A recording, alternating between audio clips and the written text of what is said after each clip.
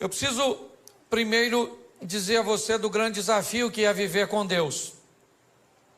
Porque, segundo a Bíblia, as dificuldades, elas podem ser muito maiores do que algumas pessoas esperam. Por quê? Porque a Bíblia diz que Deus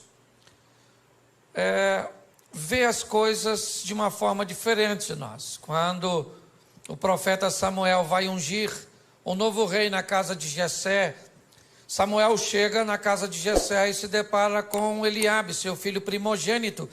Então Samuel acredita estar em Eliabe, né, o novo rei para Israel. E Deus diz para Samuel: não atente para a sua aparência, nem para a sua estatura, porque eu tenho rejeitado, porque eu não vejo como o homem vê o que está diante dos olhos, porém o Senhor olha para o coração. Aí a Bíblia também diz que os pensamentos de Deus não são os nossos pensamentos, e os caminhos de Deus não são os nossos caminhos. E aí nós vamos ter um problema sério, porque nós escolhemos nossos relacionamentos por afinidades. E aí a Bíblia diz: eu não penso como você pensa, eu não ando como você anda, e eu não vejo como você vê, e nós vamos ter que andar junto. E como é que esse negócio vai funcionar? Alguém vai ter que mudar para isso dar certo. E esse alguém quem é? Deus. Certo? Deus tem que mudar para se encaixar no meu perfil, senão ele não vai andar comigo, que é um privilégio andar comigo. Certo? Então, se nós tivermos a sensibilidade e entendermos o que Deus quer fazer através de nós, eu acho que essa é a grande essência da caminhada cristã. Adquirir no Espírito Santo e na Palavra de Deus a sensibilidade para que se cumpra em nós o que Deus deseja fazer, segundo o que Ele planejou. Ok? Porque às vezes nós vamos nos relacionar com Deus e queremos que Ele faça o que nós desejamos. E a Bíblia é bem clara: os planos de Deus não podem ser frustrados. Então, se os planos de Deus não podem ser frustrados, se prepare para ver os seus. Porque entre os seus e o dele não vai ser frustrado, e você pode ter o seu frustrado. O que você precisa saber é que Ele sabe, conhece todas as coisas e que é o melhor para nós. Então, quanto mais rápido nós descobrimos o que Deus quer fazer, fica mais fácil. E ao longo de todo o tempo Ele nos dá as diretrizes, certo? Deixa eu ser um pouco mais completo nessa mensagem de agora. Quando nós vamos olhar para Gênesis 1 e 2, Deus vai estabelecer o modelo da vida do homem. Que modelo é esse, pastor? A fé. E disse Deus: haja luz. Deus começa então a chamar à existência as coisas que não existem, como se elas já existissem. Isso é fé. Ok? Então o estilo de vida que nós precisamos trilhar é o estilo da fé. De ver aquilo, certo? De acreditar naquilo que não está ainda diante dos nossos olhos, mas já está no nosso campo de visão. Como você viu o pastor Eibe falando, certo, de uma centena de igrejas espalhadas por São Paulo. Isso não é feito por vista, porque as igrejas ainda não estão estabelecidas, mas isso é feito por visão. Visão é aquilo que não está diante dos seus olhos, mas já está como seu alvo no campo da fé. Quando nós olhamos um pouquinho mais à frente, ainda no Gênesis, Deus vai dar uma outra diretriz. Qual é? É que a vida do homem vai ser estabelecida em fé, mas ele tem um inimigo. Aparece lá o tal do Lapeta, certo?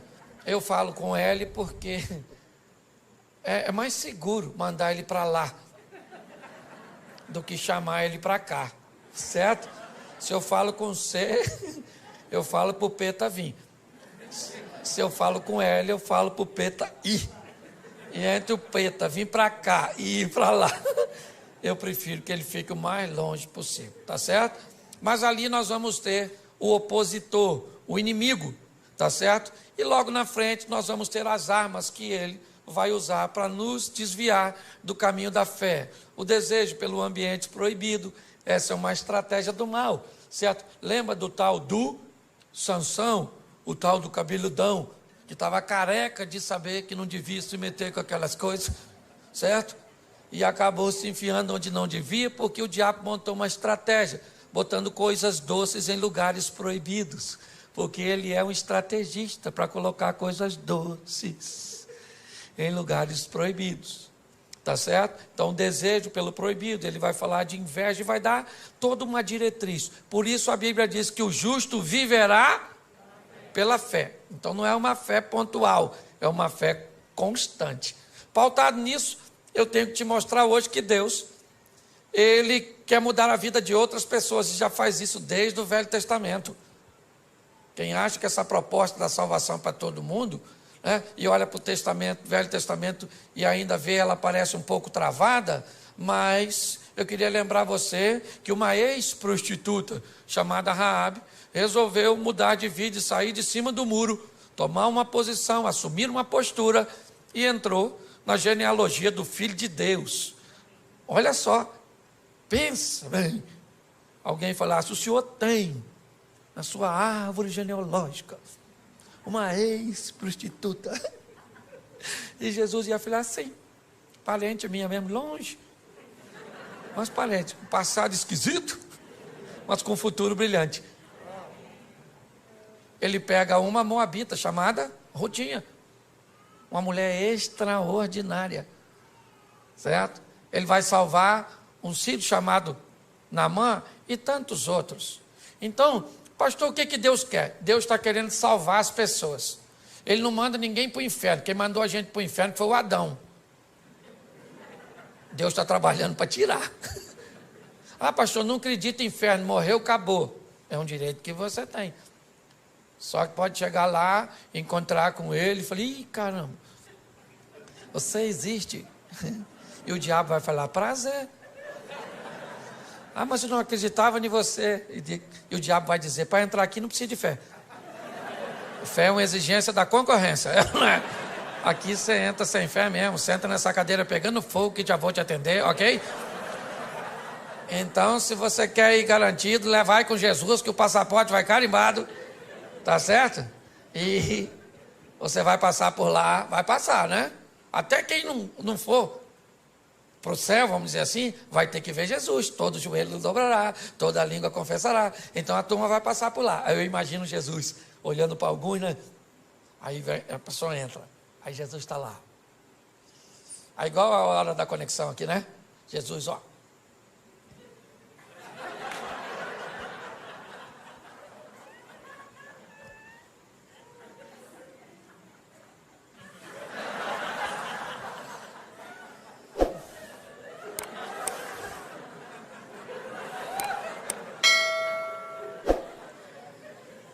Você está rindo, mas é sério.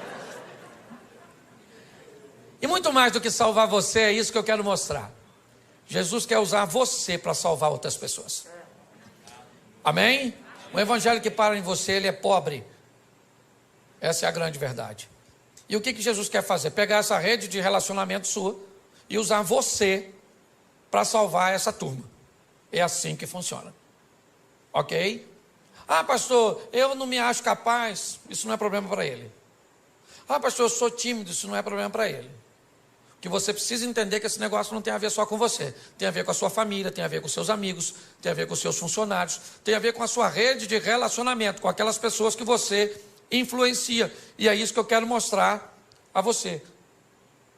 Esse poder que Deus te deu, te conferiu, para exercer um nível de influência sobre o seu network, aí sua rede de relacionamento. Então, preciso que você abra a sua Bíblia no Evangelho de Marcos, no capítulo 4, no verso de número 35, Marcos 4, 35, que nos diz assim. Já achou? Diga amém.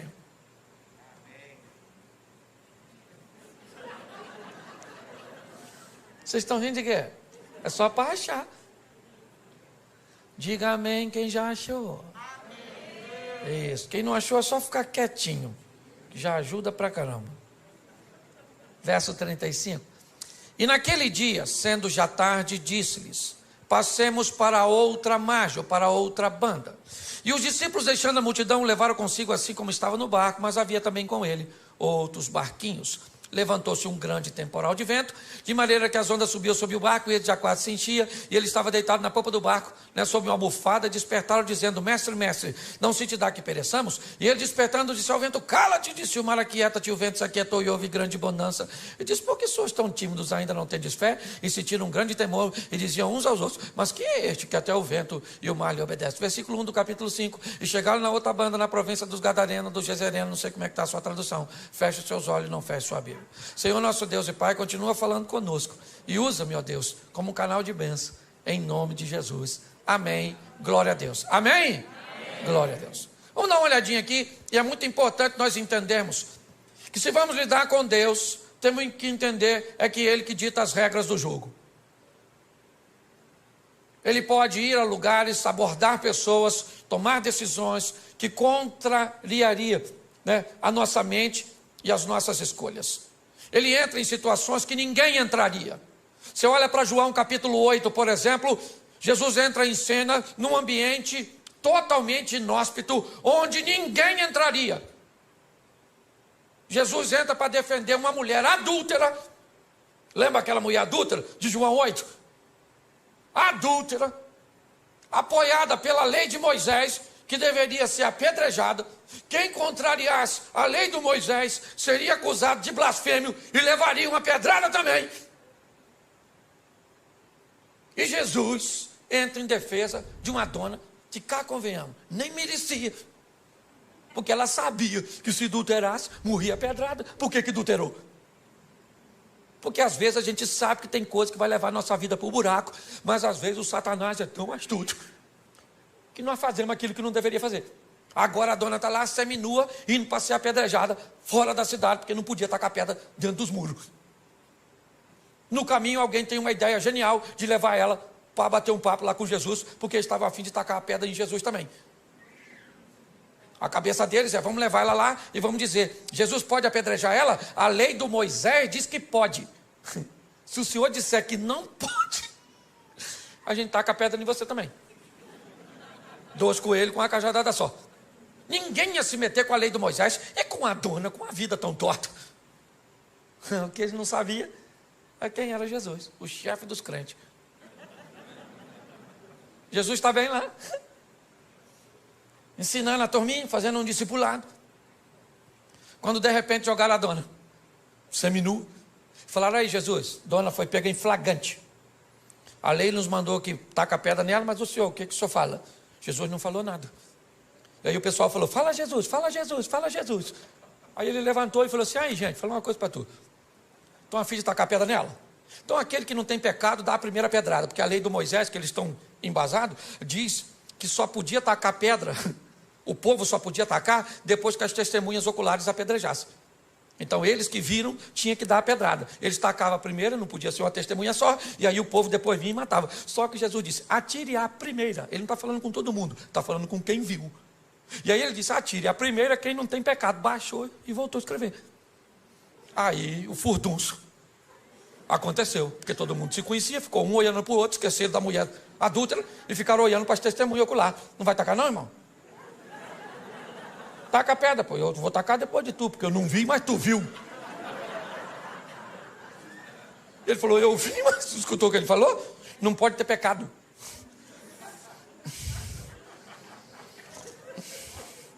Nem sei o que eu vim com essa pedra aqui, nem sei. De repente, taca, não taca? Quem é que taca? Será que taca, não taca, taca, não taca? Alguém deve ter perguntado: quem teve a ideia de trazer essa mulher aqui? Vamos dar uma pedrada nele, porque eu ia tacar a pedra na dona e agora a pedra virou inútil. Todo mundo jogou a pedra fora, todo mundo. Olha só, Jesus entra para defender uma mulher que ninguém defenderia. Sabe o que a Bíblia está dizendo? Que ele é capaz de defender você de você mesmo.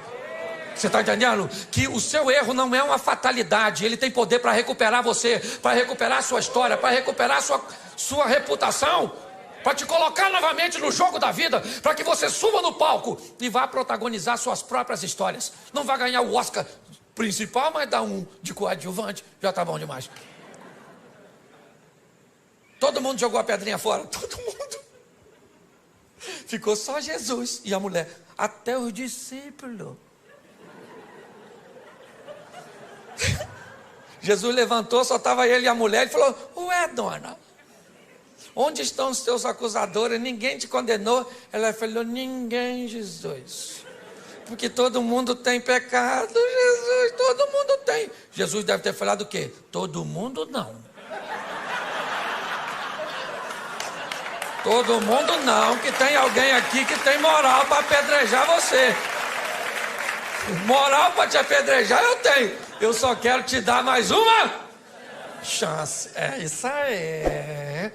Glória a Deus. Então Deus está querendo usar você para mudar a história das pessoas que estão ao seu redor. O texto que lemos diz que já era tarde quando Jesus disse que quer ir para o lado leste do mar da Galileia. As 10 cidades pagãs estão lá. O discípulo não costumava frequentar aquele lugar, porque era crente, e crente tem uma dificuldade para lidar com o pecador. Se não seguir o modelo, se não tiver na caixinha, certo? Esse dia, minha esposa falou assim: Cláudio, a igreja está meio bagunçada. Eu falei: está bagunçada? Por quê, querido? Você viu uma menina com cabelo azul, vermelho? Eu falei: ué, filho, seu cabelo é louro? Ela falou: claro que não. Eu falei: então, você não pintou de louro, amarelo? Então de amarelo pode pintar, de azul. Aí ela ficou quieta, né? Jogou a pedra fora. Se não cumprir o protocolo, os crentes costumam se atrapalhar. Os discípulos não estão entendendo o que Jesus quer fazer no meio de pecador. O que ele quer fazer do outro lado? Já era tarde, já estava escurecendo, o discípulo já estava cansado. Marcos utiliza um advérbio de tempo, e sendo já tarde, Jesus falou: eu quero ir do outro lado. Fazer o quê? Quero ir. Mas o que é? Tem um pequeno grupo? Tem nada, eu estou a fim de dar um pulinho lá do outro lado. Vamos embora. Botou a turma dentro do barco e foi. Ele e os discípulos, que não estavam entendendo nada, porque às vezes é assim. Você tem que entender que com Jesus, ou você obedece, ou você se lasca. Você quer ver? Tem 2 soldados. 2 soldados aqui em pé. De repente, um comandante diz assim: no chão! Aquele que obedece, se joga no chão. Tem aquele outro que diz: no chão por quê? Está acontecendo alguma coisa. Já morreu, o tiro já bateu nele, já pegou. Tuf. Com Deus, querido, você obedece primeiro e pergunta depois. É assim que funciona. Botou todo mundo e falou assim: vamos para o outro lado, passemos para a outra margem. E ele foi dormir. Por quê? Porque ele já falou, o papel dele ele já fez. Gente, passemos. Vou deitar aqui, vocês passam e passemos, porque eu estou junto. Já falei: passemos, vocês trabalham e levam o barco e vão para o outro lado. E quem é que vem? Tempestade. Deixa eu falar uma coisa para tu que é crente. Pensa num troço com fartura na vida do crente. Tempestade. Pensa. Mal sai uma, já entra outra. Ela já vem assim em sequência. Pastor, que luta. Sabe, esse dia uma irmã dessas irmãs muito pentecostal assim mesmo, olhou para mim com aqueles olhos de raio-x. E falei: nossa, o que vem aí? Aí lá vem ela na minha direção. Me olhou com aquele olhar que queria me botar medo. Falou: pastor Cláudio, o diabo está furioso com o senhor. Eu falei: irmã, bota medo de mim não. Está furioso com a senhora também, não vem de palhaçada não, na verdade.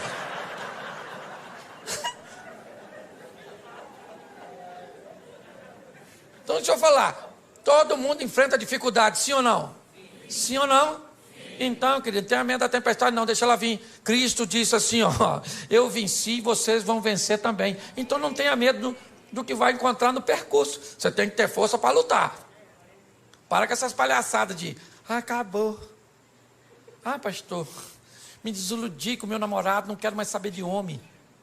O homem é tudo igual. A senhora nem conhece os homens tudo do mundo, já está falando que é tudo igual? Então a senhora está muito rodada, entendeu? Mas não, o que é? Um trauma faz com que pessoas interrompam a sua caminhada. Querida, a vida é dura para quem é mole. Certo? Os discípulos estão lá enfrentando problema, o que é que nós vamos fazer do outro lado? E Jesus está lá dormindo. Quando de repente, alguém vai lá nele e diz: Jesus, acorda aí. Falei lá com ele para o senhor: nós vamos morrer afogados. O negócio de ir para o outro lado não vai rolar. Jesus levantou, ficou em pé, falou para o vento: cala a boca agora, vento. Cala a boca aí. Ô mar, eu não quero nem marola, é piscina. Agora. Aí ficaram olhando um para cá do outro. Falou: quem é esse que até o vento e o mar lhe obedecem? Os discípulos estão querendo saber o que é que eles vão fazer do outro lado. E o que que Jesus quer? Alcançar uma influência. Jesus quer alguém para fazer propaganda dele. Porque propaganda é a alma do negócio, gente. Você lembra quando o reino de Ezequias está cercado pelo rei Senaqueribe, filho de Tiglade? E agora não tem rota de fuga, aquela situação toda. E aí, o Ezequias chama o profeta Isaías e diz: Isaías, vamos falar com Deus aqui, meu filho, que a chapa está quente. O negócio está doido. Certo? Está igual ao Rio de Janeiro. O negócio está difícil. Vamos orar. E aí eles falam com Deus: Senhor, olha aí o Senaqueribe ameaçando o Senhor, ameaçando eu. Deus envia um anjo. Quantos anjos? Quantos anjos? Um só. Deus falou: um anjo, dá um pulinho lá e resolve a parada, mata só valente, não mata covarde não. Aí o anjo fazia assim, ó. Quem enfrentava morria, quem corria salvava. Por quê que o anjo não matou covarde? Porque se mata todo mundo, quem é que conta para os outros? Os anjos, os covardes saíam correndo nas nações vizinhas, chegava lá assim, ó.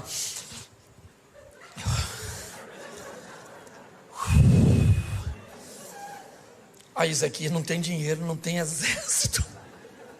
Mas tem um anjo lá, meu filho, exterminador do futuro. Um anjo, rapaz, o anjo mata tudo, irmão. Mata tudo. E alguém deve ter falado: um anjo só? Ele disse: irmão, se tem dois, eu não saio vivo. É ou não é verdade? E aí todas as nações vinham a Ezequias e diziam assim: Ezequias, falei para Senaqueribe não mexer contigo. Falei: Ezequias não é a casa, Ezequias é um homem direito. Certo? Olha só. Deixa eu falar uma coisa para você. As adversidades, elas vão vir? Sim ou não? Sim ou não? Mas nós vamos vencê-la. Tem que se prepare, querido. Não reclama não.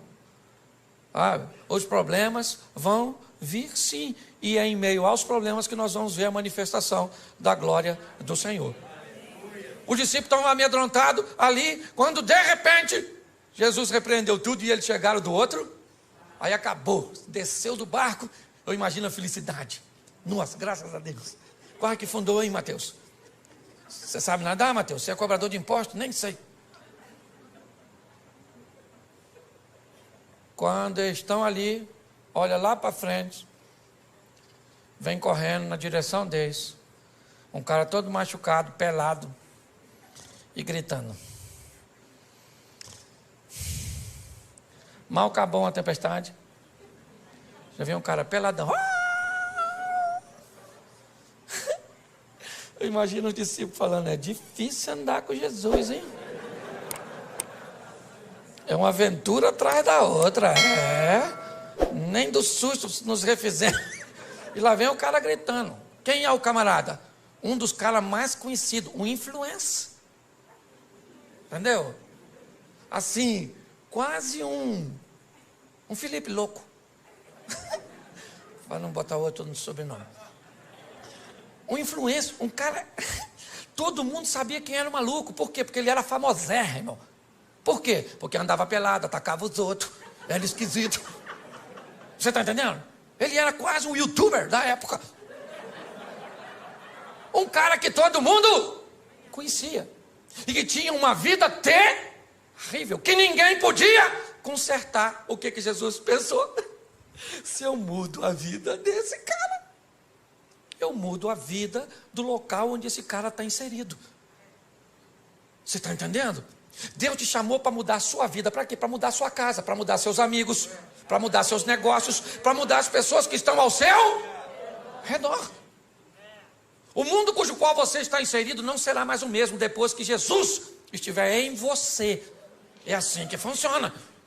Você entende isso? Ah, minha casa, querido, sua casa não muda porque você vai para casa sozinho. Chega em casa, você com Jesus. Ó, hoje eu vou para cá com Jesus, acabou o culto. O Jesus vai comigo. Chega em casa, vai num canto. Falei, Senhor, chegamos aqui, ó. Ambiente inóspito. Os inimigos estão espalhados. Um está deitado ali no sofá, os outros estão dentro do quarto. Tem uma sogra morando lá nos fundos.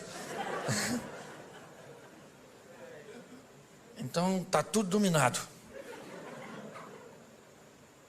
E você vai lá dentro da sua casa, querido, e diz que agora aquele ambiente pertence ao Senhor dos Exércitos, que ali é morada dos anjos. Vai no travesseiro daqueles filhos seus, que você tem vontade de entregar eles para o Estado Islâmico. Os meninos rebeldes. Bota uma unção lá naquele travesseiro e profetiza que aquele menino pertence ao Senhor, que a vida dele vai mudar. Vai no travesseiro daquele marido da senhora. Só não sabe onde estava com a cabeça quando disse sim. E vai lá e diz, Senhor, é ruim, mas é meu, muda. Chega na sua empresa. Você, querido, o ambiente tem que mudar quando nós chegamos. Jesus está olhando e dizendo o que é. Eu vou mudar a vida de um camarada. Que camarada é esse? Um indivíduo que ninguém queria. Mas o que ele é? Ele é um influenciar. E quem é esse cara hoje? É você. Não estou te chamando de endemoniado, não. Ainda que ser endemoniado não é nem tão ruim. Por quê? Porque quando o cara tem demônio, nós expulsamos o demônio, o cara conserta. O ruim é quando o cara é ruim e não tem demônio. Pensa, Fábio, como é que nós expulsamos? Sai você de você mesmo. Pensa. O que fulano, o que ele está desse jeito?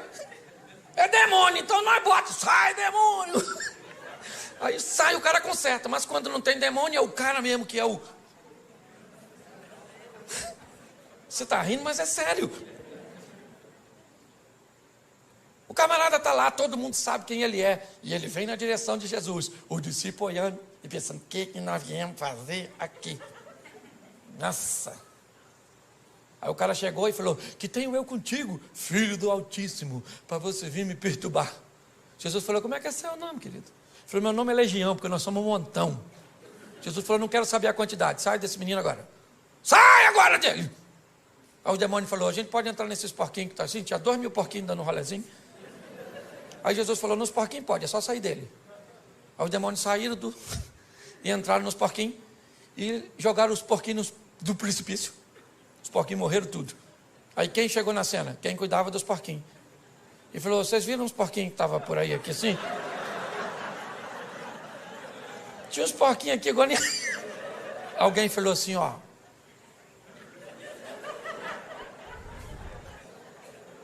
O matador de porquinho é aquele lá, ó.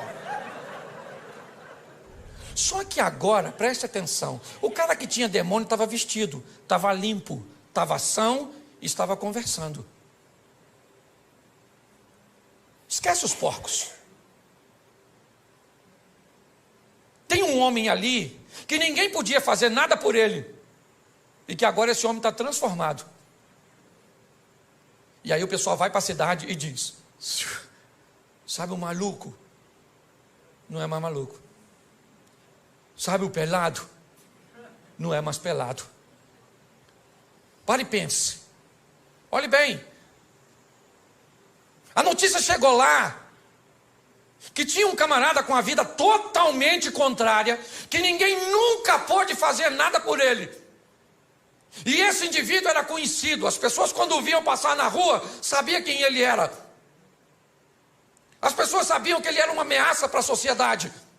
As pessoas sabiam que ninguém queria se relacionar com ele. Ele era um vivo, vivendo com mortos, pois ele morava nos sepulcros. Ele se feria, ele gritava, ele atacava pessoas. Ele era basicamente um irrecuperável. E de repente Jesus chega naquela região onde não tinha um crente, onde nenhum de seus discípulos tinham condições de desempenhar uma função de sucesso. E Jesus enfrenta uma tempestade, a incredulidade dos discípulos, a hostilidade do povo daquela região, simplesmente para ter um encontro com um homem. que nós não sabemos nem o nome dele, porque às vezes o estilo de vida acaba se complicando tanto, que o que nós recebemos sobre nós é um título pejorativo, é o caloteiro, o mentiroso, o fofoqueiro, o promíscuo.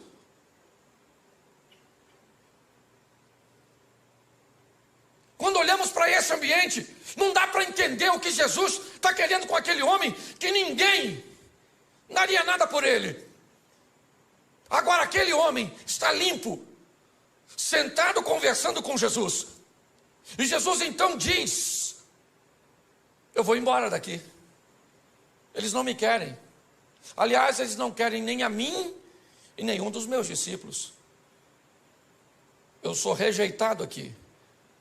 E Jesus então vai sair daquele ambiente.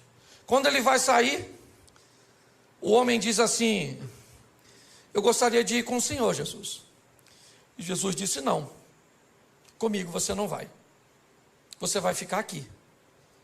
E você vai mostrar para toda essa nação 10 cidades pagãs, Decápolis. Você vai mostrar para este povo quão grandes coisas fez o Senhor por você e como Ele teve misericórdia de você. Eu estou indo embora, mas eu vou deixar você aqui. Quem é você? O ex-endemoniado? O ex-louco? Quem é? Como é que vão acreditar nesse camarada? Não é de hoje que nós sabemos que as pessoas não gostam de gente que consegue mudar. Não é de hoje que nós sabemos que pessoas têm muitos problemas com quem resolve viver uma vida direita. Por isso que muitas vezes você diz assim: pastor, eu não faço nada, pastor. Eu lá no trabalho, eu trabalho direitinho, eu chego no horário, eu faço tudo certinho, eu desempenho a minha função e eu estou sendo tão perseguido. O que está acontecendo comigo? O que está acontecendo com você? Todas as vezes que você faz o certo, você passa uma mensagem para quem está fazendo errado. Que é possível fazer certo, que é possível ser honesto, que é possível ser direito. Ser certo, inevitavelmente, vai incomodar as pessoas. Quando nós olhamos agora, Jesus disse para esse homem: você não vai comigo, você vai para a sua casa. Você vai para os seus. E você vai mostrar para eles, não é falar. Porque em casa nós não pregamos com Bíblia. Em casa nós pregamos com vida. As pessoas que estão ao nosso redor não querem saber o quanto nós conhecemos de Bíblia. Eles querem saber o quanto a Bíblia transformou a nossa vida. É assim que funciona. Esses dias eu estava aqui em São Paulo e eu ia ministrar uma palestra e um dos coaches mais renomados do Brasil foi me buscar. E aí no carro, ele e a esposa, ele me olhou e me disse assim: pastor Cláudio, se o senhor tivesse um conselho para me dar, qual o senhor me daria? Eu olhei para ele e para a esposa e disse: que essa sua mulher seja sempre a sua maior fã. Enquanto ela for a sua maior fã, você é um homem bem sucedido. Mas quando ela não acreditar mais em você, você vai se tornar uma fraude. Porque a nossa família é a nossa primeira congregação.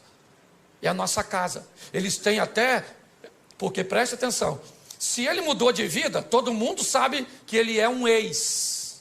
E esse é o problema. Quando você é alguém que viveu uma vida ruim lá atrás e agora tem uma nova conduta, sabe o que as pessoas falam? Fica de olho nele. Fica de olho. Já, já. Pau que nasce torto, nunca se endireita. Mas se você sempre foi gente boa e um dia falhou, sabe o que as pessoas falam? Nunca confiei. Tinha alguma coisinha. Credibilidade. Jesus mudou a vida deste homem, é verdade. Ele estava nu e agora está vestido. Ele era um louco e agora está são. Ele era um perigo à sociedade e agora está oferecendo perigo para as estruturas do inferno. Porque ele chega naquele local com o poder de Deus. Mas quem é que vai dar crédito para ele? Quando você vai começar uma nova vida, aprenda que um período vai ter que ser gasto com um descrédito de gente que não vai acreditar que você mudou, porque você tem passado, e nós não podemos mudar o passado de ninguém. Isso aqui não tem a ver contigo, Xavier. O que nós podemos é influenciar futuro. Amém? Quando o Eliseu manda a viúva pedir vasos emprestados, não interessa o que tinha no vaso. É vaso vazio. Se tinha cachaça, se tinha homossexualidade, se tinha violência, não interessa o que tinha. O que interessa é o que vai ter agora. Entendeu? Esvazia o vaso e deixa que eu enche, eu coloco unção, e agora ele vai ter uma nova finalidade, vai ser cheio de mim e não do mal que estava antes. Então Jesus olha para esse indivíduo e vai devolver a ele. Quem aqui jogou bola de gude quando era? Aquelas bolinhas de gude? Nossa, legal. Você lembra quando você perdia tudo? O que você tinha que fazer? Sair da brincadeira, não era? Mas aí você tinha um amigo que te emprestava umas 3 bolinhas. E com essas 3, você voltava para o jogo. Jesus está dizendo para você hoje: você jogou seu crédito fora, sua credibilidade no seu casamento, para com seus pais, para com seus filhos, para com o comércio, para com a vida cristã, você jogou fora. Mas hoje eu vou devolver você ao jogo. Eu vou colocar crédito para que você possa ingressar novamente e mudar seu futuro. Você está conseguindo entender? Nós precisamos entender isso. E a maturidade. Esse homem, ele vai reconstruir a sua credibilidade. Imagine ele chegando em casa, depois que encontrou com Jesus, e o pessoal falando: olha ele aí, quem é? Nossa, confusão. E ele chega em casa, pensa: vestido, gente, tão bonitinho. E ele falando: bom dia, família. E o pessoal: olha mesmo, grita de novo, arranca a roupa. Porque depois da credibilidade, o próximo passo, sabe qual é? A desconfiança. O pessoal fica olhando para a gente desconfiado, não fica? Mudou mesmo, mudou mesmo, mudou mesmo. Mudou nada. Quer tomar um negocinho, não? Hã? Hein? Mudou nada, mudou nada. Isso aí é fogo de palha. Já está na vida antiga. Pois é, querido. É um grande desafio ter que lidar com essas situações, com desconfiança. Desconfiança. É assim. Isso faz parte da nossa reintrodução nesse jogo. Deixar esse velho homem para trás e tudo aquilo que todo mundo tem passado. Todo mundo tem passado. Todo mundo tem passado. E louvado seja Deus por isso. Ninguém aqui tem direito de falar do outro. Tem? Fala. Ninguém aqui tem não, querido. É um grande desafio. Eu lembro, no começo, até fui falar com uma irmãzinha que foi falar comigo ali, como é que as pessoas desconfiavam no começo do meu ministério, por eu pregar desse jeito assim, extrovertido, fazendo os outros rir. Deu uma confusão no meio evangélico. Ah, esse pastor é um palhaço. Quem já escutou isso, levanta a mão, por gentileza. Aí, tá vendo como é que me fere até hoje? Você é um animador de auditório, um palhaço, não tem conteúdo. Escutei tudo isso. Sabe o que eles falavam? Já está envolvido no escândalo. Porque isso é um irreverente. Só porque eu sou bem-humorado. Isso sou mesmo, que dane-se. Tem gente que diz que veio para esse mundo para sofrer. Sofrer é verbo. Falei isso aqui já. E verbo só faz sentido se for conjugado. Então para com esse negócio de sofrer. Se conjugar o verbo, pelo menos não conjuga na primeira pessoa. Na segunda pode. Eu não sofro, mas tu sofre. Nós não sofremos, vós sofreis, eles sofrem. Aprenda uma coisa: se você não precisa da aprovação de algumas pessoas, por que vai se importar com a crítica delas? Você tem que saber quem você é. Estão querendo roubar a sua identidade, é isso? Causando caos na sua mente. Quando eu olho para esse texto, o que eu vejo? Eu vejo a desconfiança, sim, porque ela existe para todos nós que estamos reconstruindo a nossa credibilidade. E depois disso que vem a consistência. Quanto tempo isso dura? Eu já estou 29 anos no caminho do Senhor. Você nunca viu meu nome envolvido em escândalo. Eu tive um problema uma vez, que eu falei uma besteira, mas pedi desculpa. Também não sou perfeito. Certo? Mas eu não tenho. O pessoal ficava esperando o dia que eu fosse cair, mas nada. Meu pai casou 8 vezes, eu casei uma só. E vou com a minha mulher até o fim, em nome de Jesus. Ou na alça ou no caixão. De preferência, eu quero ir na alça, para ela não sofrer com o meu falecimento. Não, na verdade, eu gosto tanto dela que eu não quero assim ver ela chorar no meu sepultamento. Eu estou mais preparado para chorar no dela, entendeu? Se mostrar isso para ela depois, acabou o casamento. Não. Mas deixa eu te falar, o tempo foi passando, e aí sabe o que acontece? A reputação vai se consolidando. E aqueles que te perseguiam começam a te defender. Agora é um homem de Deus. Agora é uma mulher de Deus. É assim que funciona. Aqueles que te perseguiam às vezes no trabalho, agora chega perto de você e diz assim: como é que está aquela igreja lá que você frequenta mesmo? Como é que é o nome? Aí você fala.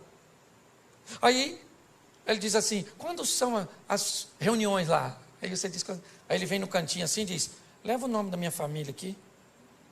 Escondidinho assim para ninguém ver. O que é isso? Isso é Deus consolidando e mostrando que aquilo que Ele fez na tua vida está mudando a vida das pessoas que estão ao seu redor. O evangelho verdadeiro, ele não muda só a nossa vida, ele muda a vida da nossa casa. As pessoas têm que querer ver, porque aquilo que Ele faz em você instiga. E quanto maior a intimidade, mais coisa Ele pode fazer. Gente, se tem uma passagem bíblica que me confunde, eu falo para você, é o tal do Lázaro. Olha, quanto maior o relacionamento, pastor, mais coisa, mais difícil Deus pede dos crentes. Porque presta atenção, o Lázaro está doente, Jesus não vai. O Lázaro está morrendo, Jesus não vai. O Lázaro morre, Jesus não vai. 4 dias depois, Jesus chega lá, atrasadérrimo, em Betânia. Chegou dando um rolezinho. A Marta já veio: olha, se o senhor tivesse aqui, meu irmão não teria morrido.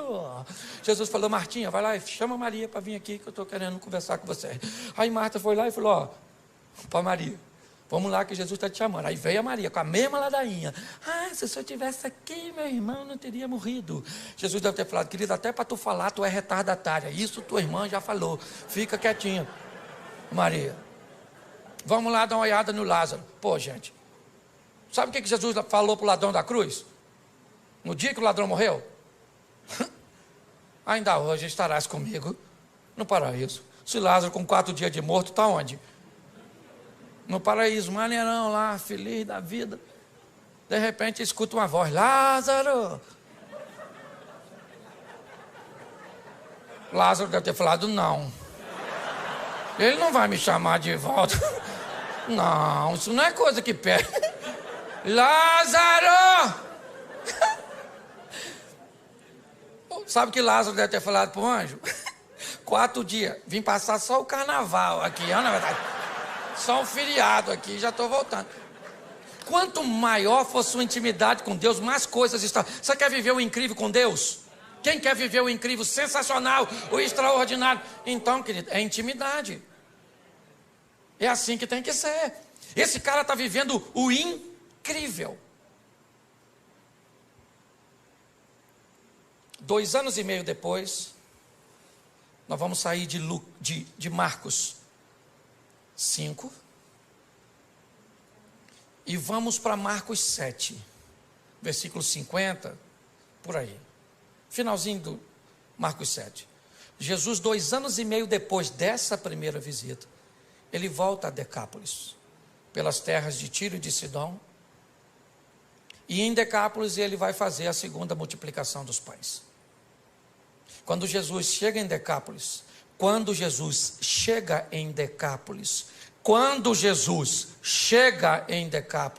tem 4.000 homens, sem falar mulheres e crianças, para ouvi-lo. Pergunto eu para você, quem Jesus deixou em Decápolis para falar sobre ele e para mostrar sobre ele?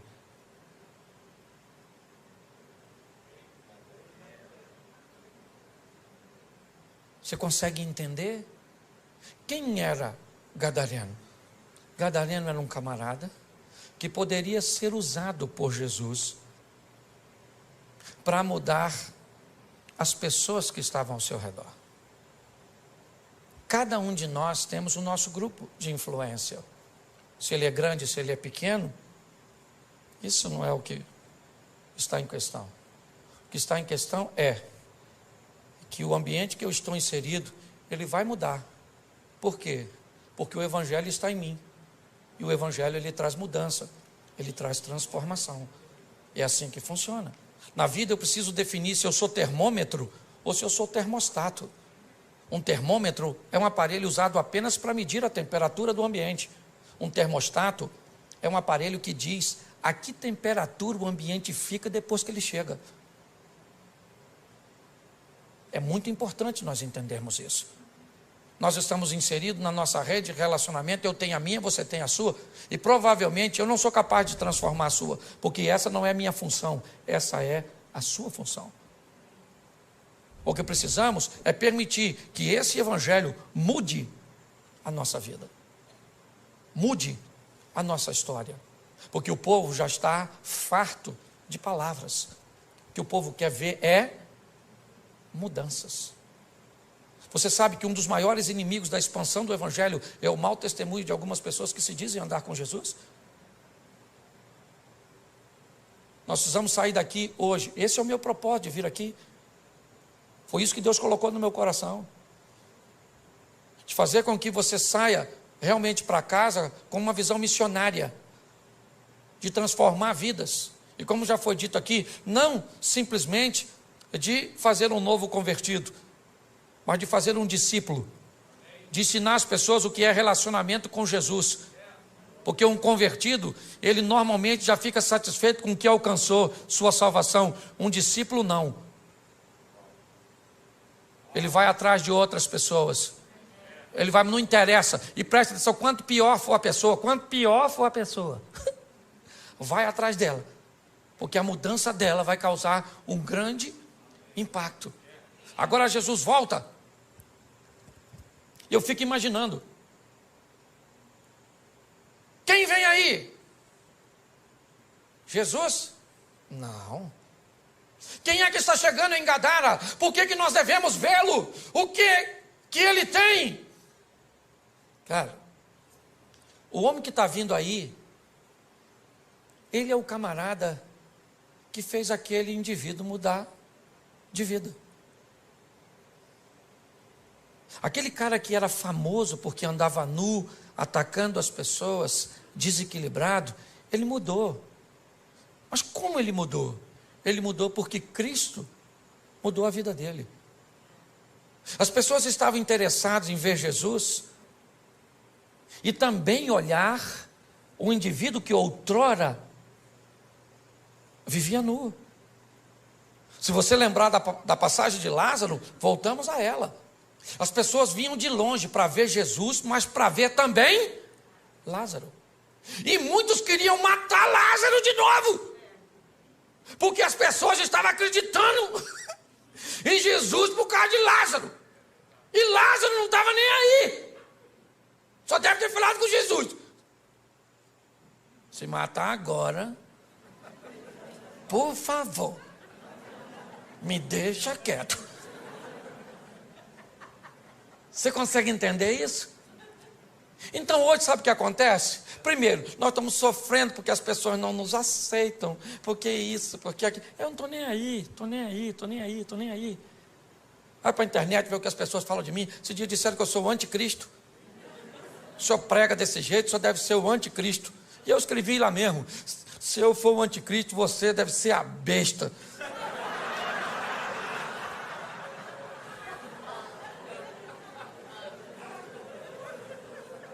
Você está rindo? Por quê? Porque o último estágio dessa história, sabe qual é? A inveja dos imutáveis. Quem não muda de vida, quem não vence. Aí tem que ficar dizendo. Aí olha para você que emagreceu 30 quilos. Nossa, emagreceu, hein? Mas acabou também. Tá velha, tá bagunçada. Porque tem gente que não gosta de ver as coisas acontecerem na sua vida. Aí você tem que decidir. Você está querendo viver para impressionar os outros? Ou você está querendo viver para agradar a Deus? Eu não estou nem aí. Se tem uma palavra que eu uso muito, me permita aqui, pastorzão, é o dane-se. Dane-se. Não. Por quê? Porque nós temos que aprender uma coisa preciosa. Nosso propósito é viver o que Deus tem para nós. Se as pessoas vão entender ou não.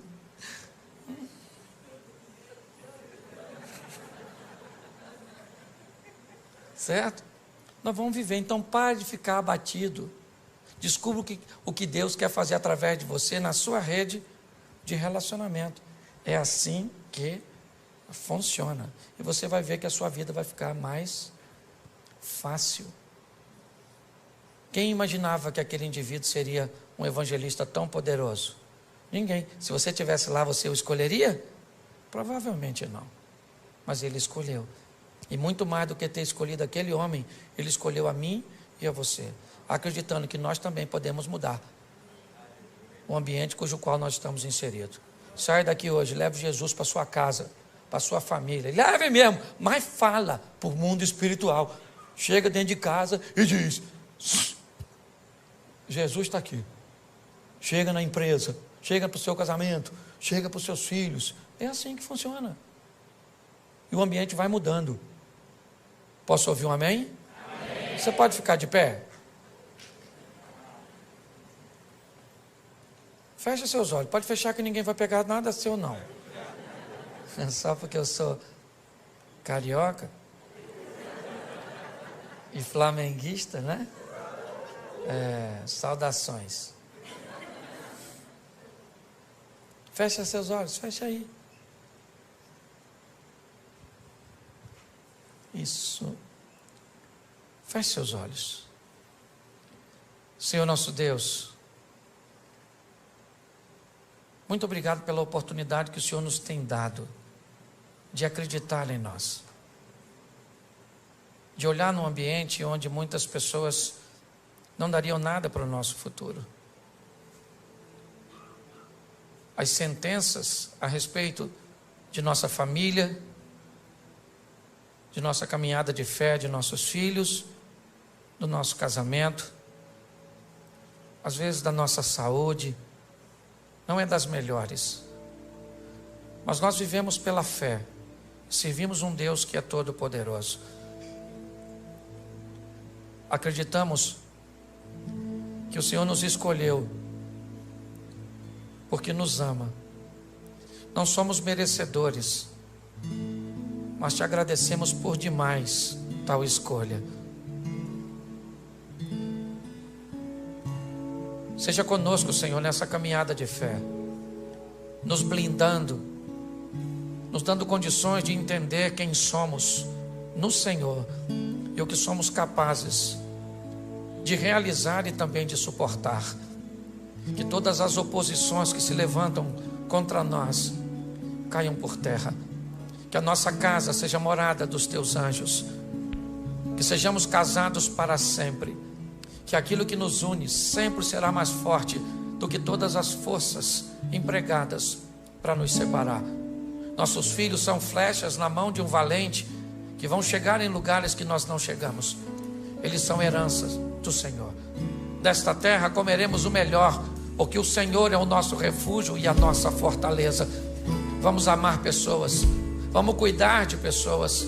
Ó Pai, não descartamos ninguém. O máximo que fazemos é reposicionamos pessoas. Ajuda-nos, ó Pai, nessa caminhada. Que o Teu Espírito continue conosco. Que a Tua palavra seja a nossa bússola. Que os Teus anjos sejam auxiliares. Fica conosco, Senhor.